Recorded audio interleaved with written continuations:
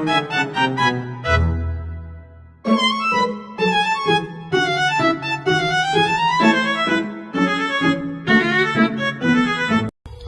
semuanya, perkenalkan namaku Wilda Nurul Kamilah dengan NIM 22210101029 dari kelas A6 yang akan menjelaskan manajemen pembelajaran di sekolah. Kalian tahu nggak sih kalau manajemen pembelajaran di sekolah itu ada 4 bagian. Yang pertama itu ada perencanaan pembelajaran, yang kedua pengorganisasian pembelajaran, yang ketiga pelaksanaan pembelajaran, dan yang keempat adalah evaluasi pembelajaran. Dan saya di sini akan menjelaskan 4 bagian tersebut. Yang pertama adalah perencanaan pembelajaran. Nah, perencanaan pembelajaran itu apa sih? Nah, perencanaan pembelajaran itu adalah suatu sistem yang dirancang untuk memastikan tercapainya tujuan pembelajaran yang sudah ditetapkan oleh suatu sekolah atau suatu lembaga tersebut. Pada umumnya, perencanaan pembelajaran itu disusun guna untuk meningkatkan efektivitas pembelajaran bagi peserta didik, yang mana agar mereka dapat belajar sesuai dengan bidang dan kemampuannya masing-masing. Perencanaan pembelajaran itu merupakan suatu elemen dasar dalam dunia pendidikan, karena perencanaan pembelajaran itu juga berfungsi untuk pedoman atau sebagai panduan utama untuk mengarahkan proses pembelajaran menuju ke tercapaian tujuan pembelajaran yang sudah ditetapkan. Pada dasarnya, perencanaan pembelajaran ini disusun untuk memaksimalkan proses pembelajaran pada peserta didik, yang mana dalam prosesnya kita sebagai guru dalam perencanaan itu kita akan menyiapkan metode, strategi, media, jadi disesuaikan dengan karakteristik dari peserta didik tersebut. Misal kalau SD kan masih suka game, jadi mungkin evaluasinya kita bisa dalam berbentuk game atau berbentuk apa gitu. Nah, juga pemilihan strategi, metode, bagaimana kita dapat mendekatkan diri kepada peserta didik, bagaimana materi yang kita sampaikan itu dapat ditangkap oleh peserta didik, seperti itu. Salah satu komponen penting yang harus diperhatikan dalam perencanaan pembelajaran adalah melakukan pendekatan individual kepada peserta didik. Karena setiap peserta didik, setiap lembaga, dan setiap tempat itu memiliki karakteristik dan latar belakang yang berbeda-beda. Jadi penting di awal pembelajaran kita melakukan pendekatan kepada peserta didik terlebih dahulu. Jadi untuk kita tahu bagaimana karakteristik di kelas A, tentunya kelas A dengan kelas B itu tidak sama karakteristiknya. Begitupun dengan latar belakangnya. Jadi cara mengajarnya, cara strateginya, metodenya itu juga berbeda-beda, seperti itu. Di sini saya menemukan perencanaan pembelajaran itu memiliki beberapa karakteristik. Yang pertama, perencanaan ini merupakan hasil dari proses pemikiran yang matang dan mendalam. Jadi, perencanaan pembelajaran itu tidak sembarangan ditulis, tidak sembarangan dilaksanakan. Di situ memerlukan adanya pemikiran yang matang dan juga mendalam. Yang mana dalam proses itu, guru juga mempertimbangkan berbagai aspek yang bisa mempengaruhi efektivitas proses belajar siswa, termasuk ketersediaan sumber daya yang ada dalam sebuah lembaga dan dalam sekolah tersebut. Yang kedua, inti dari perencanaan pembelajaran ini adalah membantu perilaku siswa agar selaras dengan tujuan pembelajaran yang ingin dicapai. Nah, oleh karena itu, fokus utama dari seluruh proses ini adalah senantiasa tertuju pada pencapaian tujuan pembelajaran.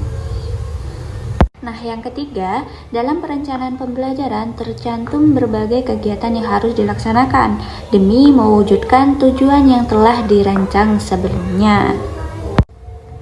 Jadi, dapat disimpulkan bahwa perencanaan pembelajaran merupakan suatu proses yang dirancang secara strategis dan terencana. Proses ini tidak hanya sekedar membuat daftar kegiatan tanpa dasar, melainkan hasil dari pertimbangan yang menyeluruh dan mendalam terhadap segala faktor yang dapat mempengaruhi kesuksesan siswa dalam pembelajaran. Nah, perencanaan pembelajaran sendiri itu ada 3 tahap. Tahap yang pertama adalah tahap sebelum memasuki kelas, dan tahap kedua tahap saat ketika melaksanakan perencanaan pembelajaran tersebut di kelas, dan tahap yang ketiga adalah di mana tahap setelah kita melaksanakan perencanaan pembelajaran tersebut, yang mana Nah, setelah kita melaksanakan perencanaan pembelajaran tersebut dan mempraktikkannya di dalam kelas, apakah tugas kita sudah selesai?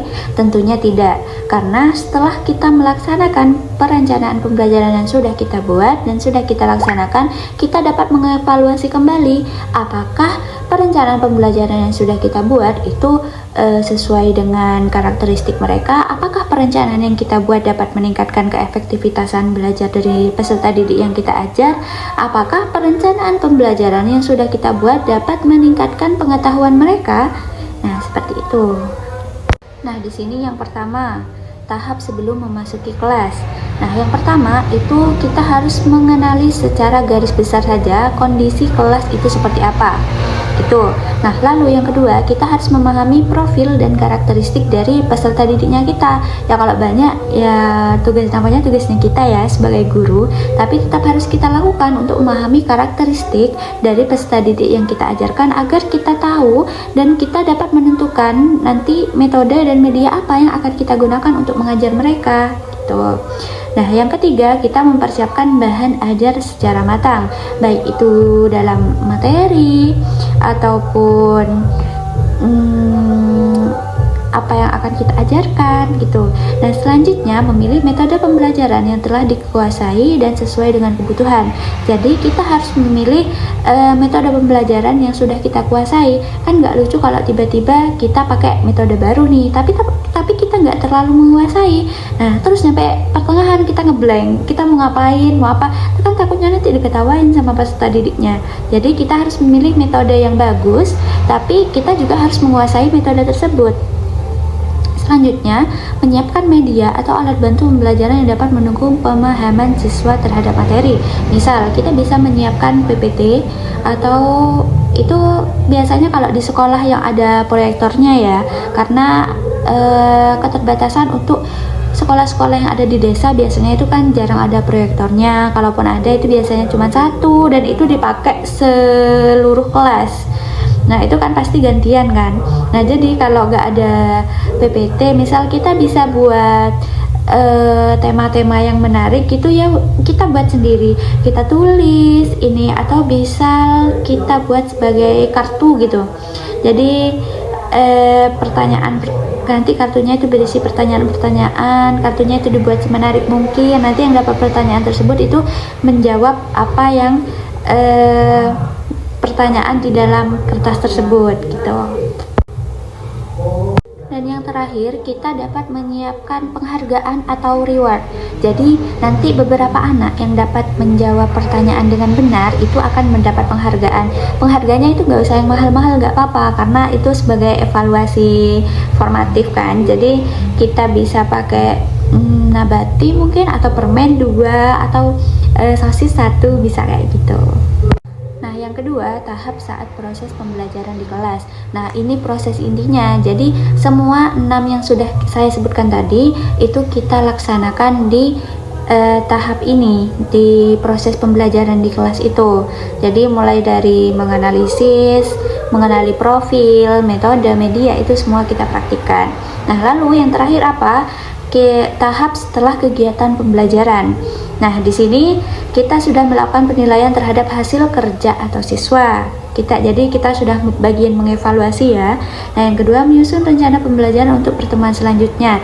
Kalau misal rencana pembelajaran yang digunakan hari ini itu sudah bagus, kita tinggal mengubahnya sedikit mungkin yang sekiranya peserta didik akan jauh lebih paham. Tapi kalau yang sekarang sudah cukup memuaskan, mungkin bisa dipakai lagi untuk minggu selanjutnya. Jadi kita tinggal mengubah materinya saja, seperti itu.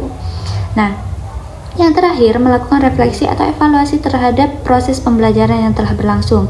Jadi kita bisa mengamati dan menganalisis perencanaan pembelajaran yang sudah kita buat, apakah itu dapat membantu peserta didik dalam meningkatkan keilmuannya, dapatkah membantu. Yang kedua adalah pengorganisasian pembelajaran di sekolah. Nah, pengorganisasian itu apa sih?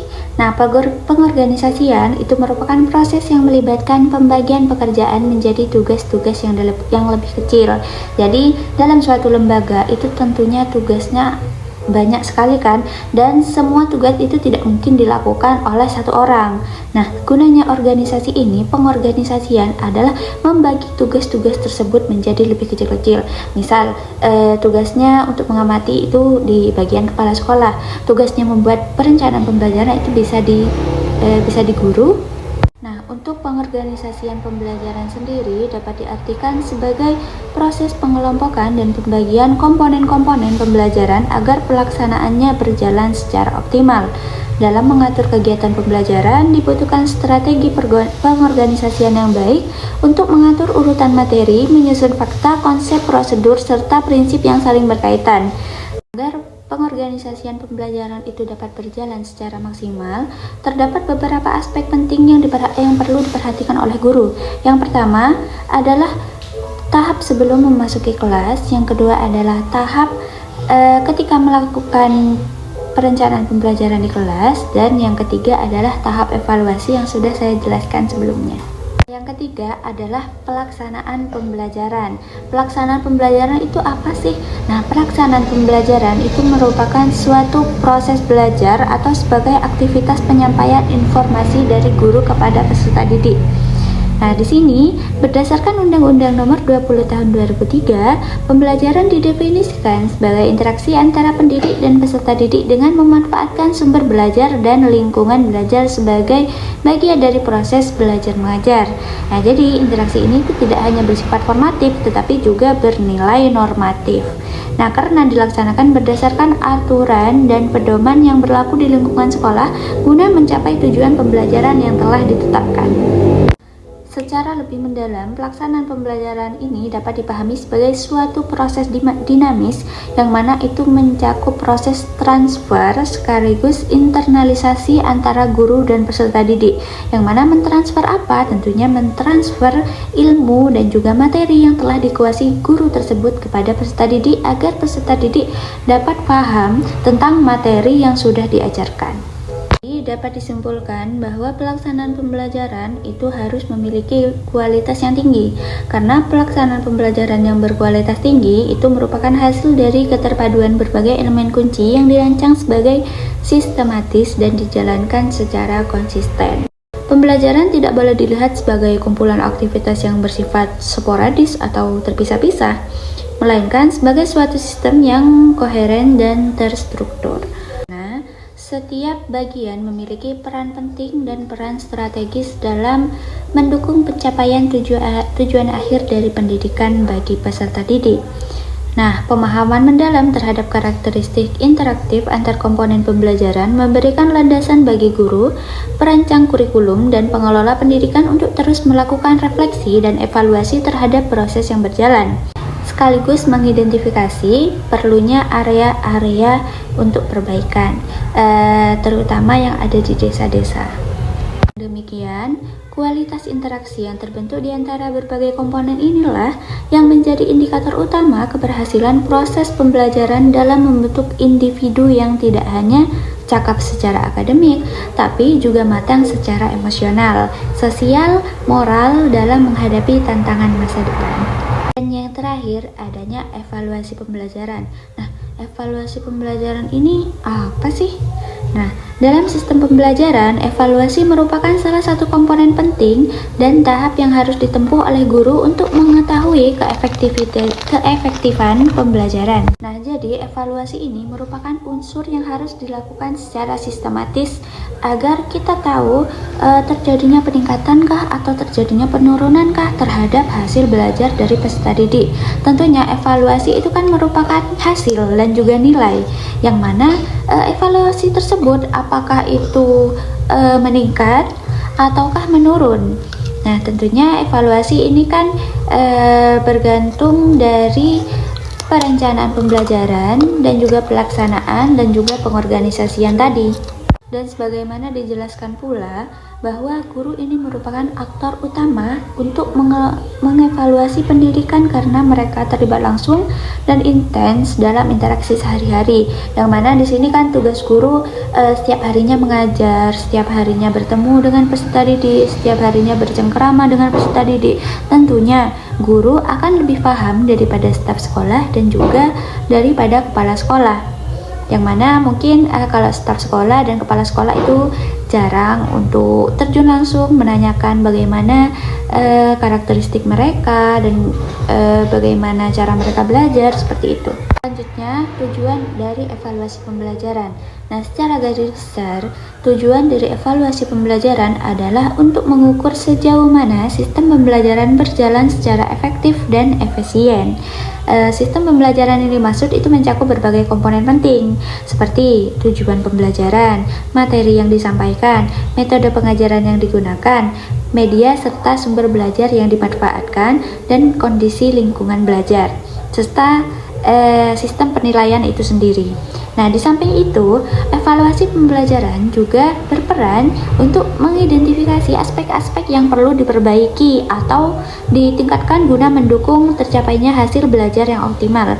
Jadi, evaluasi ini juga berfungsi untuk sebagai panduan untuk memperbaiki dan juga meningkatkan hasil dari tahun kemarin. Misal, jadi kalau misal ada kelas A ya, kelas A rata-rata nilainya di bawah 7. Nah, untuk tahun depan tentunya kita akan melakukan perencanaan pembelajaran yang lebih baik, menyiapkan proses pembelajaran yang lebih matang tentunya, pengorganisasian yang lebih baik juga, serta pelaksanaan yang lebih membawa peserta didik agar bagaimana kelas A ini itu hasil belajarnya dapat meningkat dan evaluasinya itu terjadi peningkatan dan perbaikan yang optimal.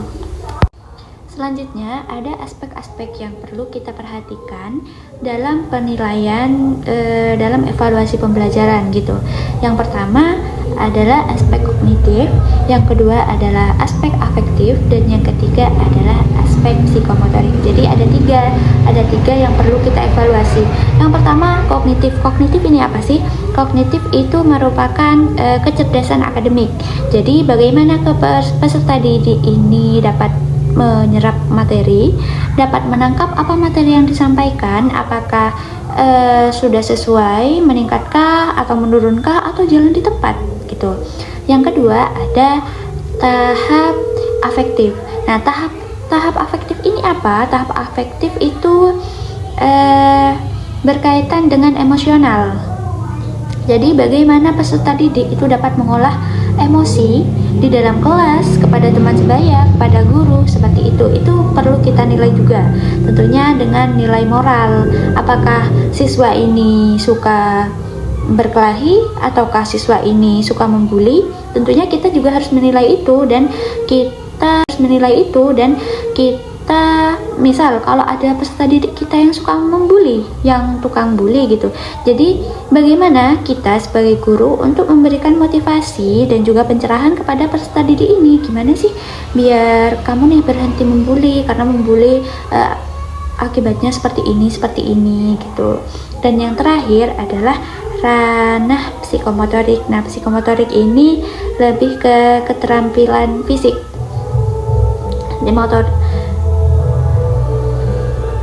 Yang mana keterampilan fisik ini peserta didik peserta didik itu peroleh dari proses pembelajaran. Jadi misal nih pembelajaran tentang sholat, jadi ada gambar-gambar tentang sholat. Nah, nanti di tahap psikomotorik bagaimana peserta didik ini melaksanakan kegiatan sholat di dunia nyata, seperti itu. Nah, jadi dapat disimpulkan bahwa proses pembelajaran yang optimal bergantung pada keterpaduan antara perencanaan, pelaksanaan, pengorganisasian, dan juga tahap evaluasi. Perencanaan menjadi fondasi awal yang menentukan arah dan strategi pembelajaran. Nah, termasuk penentuan tujuan, materi, metode, dan media yang relevan bagi peserta didik. Pelaksanaan merupakan tahap implementasi di mana guru dan siswa itu berinteraksi secara aktif dalam suasana belajar yang terarah, tentunya dengan perencanaan pembelajaran tersebut. Untuk menunjang pelaksanaan tersebut, pengorganisasian itu juga penting loh, dibutuhkan agar seluruh elemen pembelajaran, baik waktu, sumber daya, maupun lingkungan itu dapat dikelola secara efektif dan efisien. Nah, sementara itu, evaluasi berfungsi sebagai sarana untuk menilai ketercapaian tujuan pembelajaran, sekaligus memberi umpan balik bagi semua pihak yang terlibat. Nah, secara keseluruhan, keberhasilan proses pembelajaran sangat bergantung pada keterpaduan dan keselarasan antara perencanaan, pelaksanaan, pengorganisasian, dan juga evaluasi dalam pembelajaran. Yang mana keempat aspek ini itu saling melengkapi dan membentuk sebuah siklus pembelajaran yang berkesinambungan dan berorientasi pada hasil yang maksimal tentunya.